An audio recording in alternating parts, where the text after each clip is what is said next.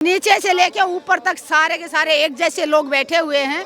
प्रधानमंत्री जी इन बेटियों को कहते थे कि ये हमारे देश का गौरव है। आज वो बेटियां 9 दिन से यहाँ जंतर मंतर में बैठी है, तो प्रधानमंत्री जी कहाँ कुंभकर्ण के नीचे सो रहे हैं। यहाँ पर सवाल का जवाब दिया था, आपने कहा था सबूत तो तमाम है, सबूत होने के बावजूद भी आप लोग प्रोटेस्ट कर रहे हैं। आपको नहीं लगता कि सुप्रीम कोर्ट पहुंच ही जाना चाहिए, सबूत पेश कर देना चाहिए कि देखिए? तो गई ना बेटियां, तो सुप्रीम कोर्ट गई है। सुप्रीम कोर्ट ने कहा तभी तो FIR दर्ज हुई है। तो अभी हम इंतजार कर रहे हैं कि पुलिस अपना काम करे। मैं पुलिस के अधिकारियों से पूछना चाहती हूँ, अगर 7 बेटियों में शिकायत करता हूँ मैं, एक पुलिस अधिकारी की बेटी होती तो क्या तब भी तुम इतना देरी करते? अगर तुम अपराधियों को बचाने की कोशिश कर रहे हो, उनको संरक्षण दे रहे हो, तो कल को ऐसा ना हो ये जो जिन डॉन को, जिन माफिया को तुम बचाने की कोशिश कर रही है पुलिस, ये पुलिस वालों के घरों से उनकी बेटियों को ना उठा।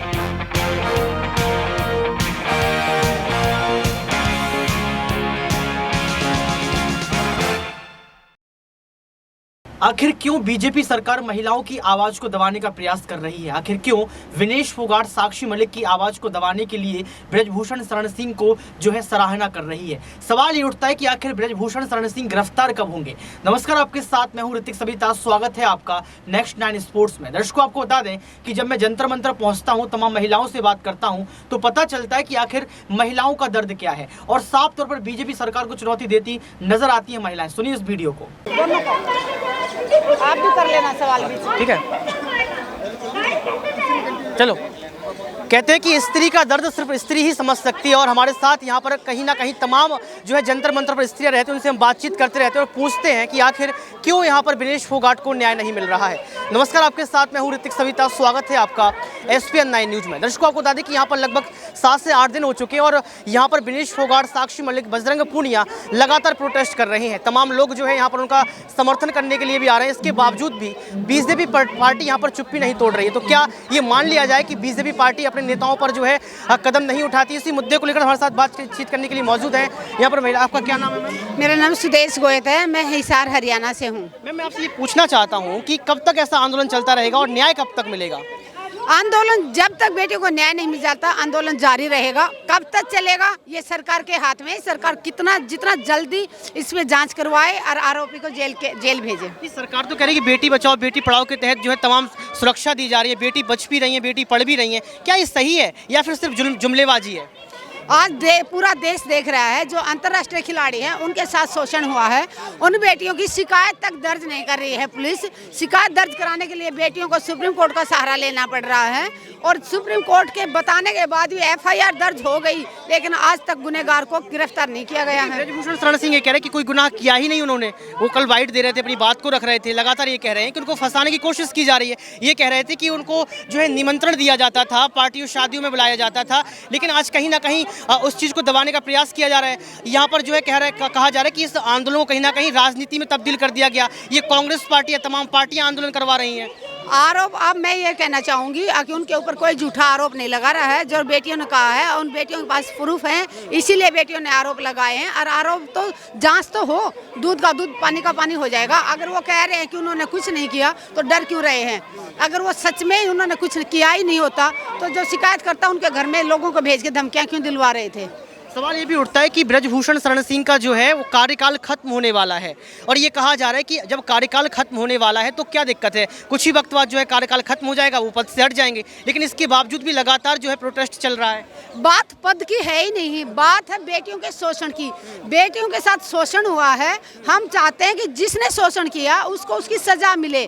पद हटे नहीं हटे, पद की लड़ाई नहीं है ये। तो ये गिरफ्तारी की लड़ाई है, इस्तीफे की लड़ाई नहीं है। ये लड़ाई है न्याय की, बेटियों को न्याय मिले। ये पद की लड़ाई नहीं है। ये नेता है ना, इनको सिर्फ सबसे बड़ा पद लगता है, लेकिन हम मातृशक्ति को पद और पदक से बड़ा अपना सम्मान है। तो यहाँ पे बेटियों के जो अपमान किया गया, बेटियों का जो शोषण हुआ है, हम उसकी लड़ाई लड़ रहे हैं। तो ये सिर्फ एक पद का नाम लेके इस आंदोलन को बदनाम ना करे। इस आंदोलन को बदनाम करने की कोशिश की जा रही है, आपको ऐसा लगता है? इस आंदोलन को बदनाम करने के लिए कभी तो बोलते हैं ये एक ही परिवार की लड़कियां बैठी हैं, कभी वो कहते हैं कि एक ही अखाड़े के बैठे हुए हैं, कभी कहते हैं जीजा साली बैठे हुए हैं। उनको शर्म आनी चाहिए। ये भी कह रहे हैं, ये भी कहा जा रहा है कि यहाँ पर कहीं ना कहीं एक ही परिवार के लोग हैं। साथ में ये भी कहा जा रहा है कि जो है हरियाणा से तमाम खिलाड़ी और भी बिलोंग करते हैं, वो भी यहाँ पर जो है इनका समर्थन करने नहीं आ रहे हैं। जब ये बेटियां दूसरे देशों में जाके मेडल लाती हैं, भारत का तिरंगा का सम्मान बढ़ाती हैं, तब ये सब लोग बोलते हैं कि ये भारत का मान बढ़ा रही हैं, भारत का गौरव है ये बेटियां। प्रधानमंत्री जी ने खुद कहा कि ये भारत का गौरव है। तो आज जब उन बेटियों के साथ शोषण हुआ है, बेटियां न्याय की गुहार लगा रही हैं, तब कैसे उस गुनहगार को बचाने के लिए आरोप लगा रहे हैं कि वो एक परिवार से है या एक जाति से है या एक राज्य से हैं। मनोहर लाल खट्टर भी जो है यहाँ पर समर्थन में नहीं दिख रहे हैं।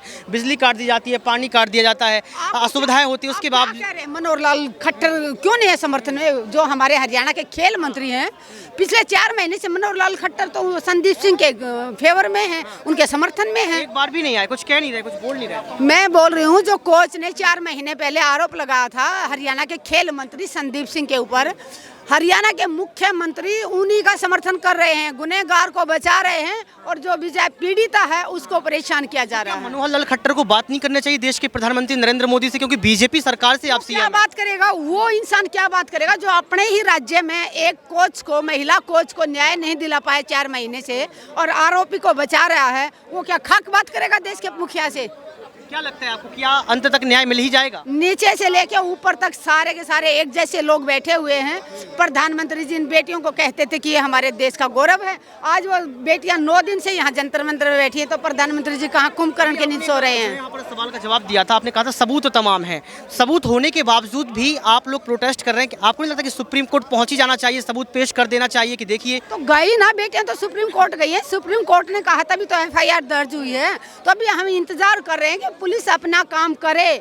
मैं पुलिस के अधिकारियों से पूछना चाहती हूँ, अगर 7 बेटियों में शिकायत करता हूँ मैं, एक पुलिस अधिकारी की बेटी होती तो क्या तब भी तुम इतना देरी करते?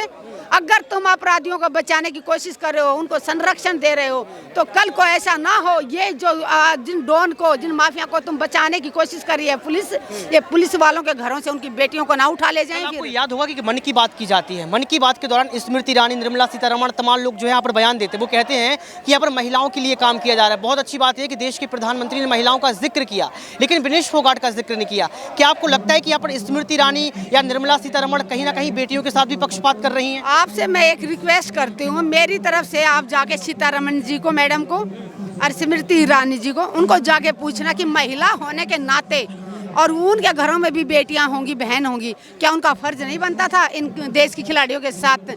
कम से कम यहाँ नहीं आती तो ट्विटर पे एक लाइन नहीं लिख सकती थी कि हम देश की खिलाड़ियों के साथ हैं, निष्पक्ष जांच कराएंगे? लेकिन किसी भी बीजेपी की महिला ने या किसी नेता ने, पुरुष ने एक लाइन ट्विटर पे भी नहीं लिखी है। कहीं पे भी मीडिया में इन बेटियों का जिक्र। बीजेपी का दबाव है क्या? इनको लगता है कि अगर बोलेंगे तो कुर्सी चली जाएगी? ऐसे लग रहा है बीजेपी सरकार में जितने भी महिलाएं या पुरुष जो नेता हैं, मुझे लगता है सब के सब बृजभूषण से डर गए हैं। बृजभूषण से डर गए हैं, शायद इसीलिए बेटियों के समर्थन में नहीं आ रहे। लेकिन हम लोग डरने वाले नहीं हैं। ये जो बेटियों ने जो हिम्मत दिखाई है, आज पूरा हिंदुस्तान बेटियों के साथ खड़ा है। जब तक बेटियों को न्याय नहीं मिल जाता, हम लोग यहाँ डटे रहेंगे। किसानों के नेता बनते हैं, जहाँ तक हरियाणा है वहाँ से भी नहीं बोल रहे कोई भी नहीं, कम से कम उनको तो बोलना चाहिए। क्या बात कर रहे हो? हरियाणा के नेता नहीं बोल रहे? आप कहाँ, कौन सी दुनिया में सोए खोए हुए? संयुक्त किसान मोर्चा कल पूरा यहाँ आया हुआ था।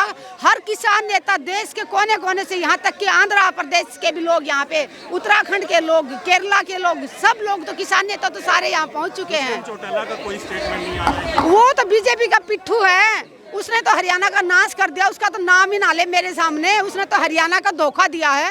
हरियाणा के लोगों को पीठ में छुरा तो उसी ने घोपा है। उसने कहा था कि आप मुझे वोट दो, बीजेपी को जमुना पार भगाऊंगा, और जाके खट्टरता उतना हाथ मिला लिया। तो उसका तो जिक्र ही मत करो। बीजेपी की सरकार चुनते बीजेपी जीतने का कारण क्या है? हरियाणा में दूसरी बार, तीसरी बार आप देख सकते हैं कि मनोहर लाल खट्टर फिर से मुख्यमंत्री बन चुके हैं। कुछ लोगों का ईमान बिक चुका है, कुछ लोगों का जमीर मर चुका है, इसलिए उन्हीं के पिट्ठू बने हुए हैं। और लालच में, अपने थोड़े से फायदे के लिए, और लोग अपना जमीर बेच देते हैं और फिर उनको वोट दे देते हैं, बिक जाते हैं। बार बार आंदोलन जीवी कह के भी कहा जाता है कि भाई आप लोग बार बार आ जाते हैं आंदोलन, किसान आंदोलन में भी आए, तो ये भी एक तरीके का कहा जाता है कि भाई बार बार आप लोग कोई ना कोई प्रदर्शन। 2015 में 1 रैंक 1 पेंशन का आंदोलन लड़ा, जो आज तक जारी है, और 13 महीने किसान आंदोलन में भी रहे, और आज बेटियों के सम्मान में। अगर अन्याय के खिलाफ आवाज उठाना प्रधानमंत्री जी को आंदोलन जीवी लगता है, तो मैं गर्व से कहती हूँ, हाँ, मैं एक आंदोलन जीवी हूँ।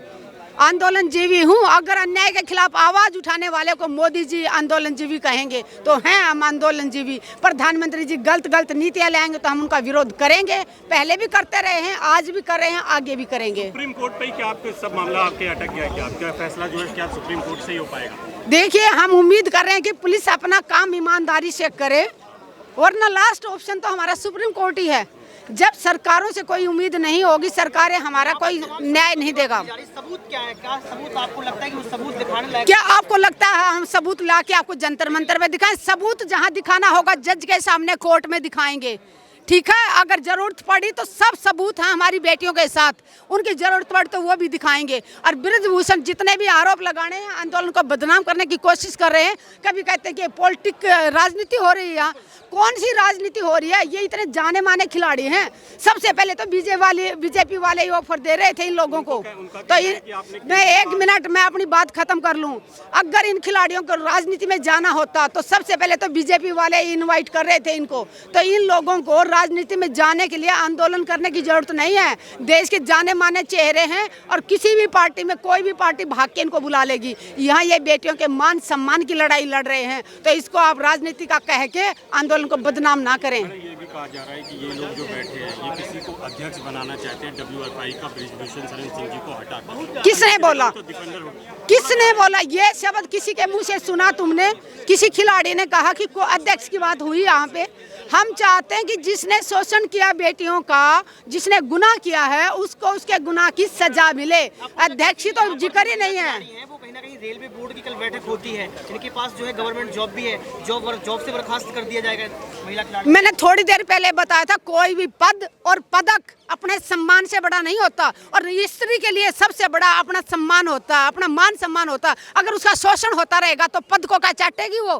क्या वो इसी को कहते हैं कि जो स्त्री का दर्द नहीं समझते, हम उन्हें मर्द नहीं समझते। और कहीं ना कहीं ये स्त्री का दर्द था, और ये दर्द साफ तौर पर बता दिया कि आखिर हम आखिरी सांस तक लड़ते रहेंगे और बृजभूषण शरण सिंह की गिरफ्तारी और इस्तीफा करवा कर रहेंगे। क्योंकि ये बात साफ तौर पर कही गई है कि पद की बात नहीं है, पदक की बात नहीं है, सम्मान की बात है। और स्त्रियां अपने सम्मान के लिए हमेशा कहीं ना कहीं अपने जो है आगे आती रहती है, अपनी बात को उठाती रहती है। अब देखना ये पड़ेगा कि बीजेपी सरकार क्या कदम उठाती है। क्या देश के प्रधानमंत्री को एक बार फिर झुकना पड़ेगा? क्या देश के प्रधानमंत्री को एक बार फिर से माफी मांगनी पड़ेगी? क्योंकि 2024 का चुनाव नजदीक है और चुनाव के पहले इस पूरे आंदोलन को चुनाव का अखाड़ा बताया जा रहा है, राजनीति का अखाड़ा बताया जा रहा है। तो सुना आपने इस वीडियो को सुनने के बाद आपको पता लग गया होगा कि किस तरीके से यहाँ पर बीजेपी सरकार को घेरने का प्रयास किया गया। ये बताया गया है कि आप बेटी बचाओ बेटी पढ़ाओ का नारा देते, इसके बावजूद भी आप साक्षी मलिक और विनेश फोगाट की आवाज को दबाने का प्रयास कर रहे हैं। बृजभूषण शरण सिंह का आप इस्तीफा नहीं ले रहे हैं। इसके साथ साथ ये कह दिया गया है कि ये प्रोटेस्ट तब तक चलता रहेगा जब तक आप जो है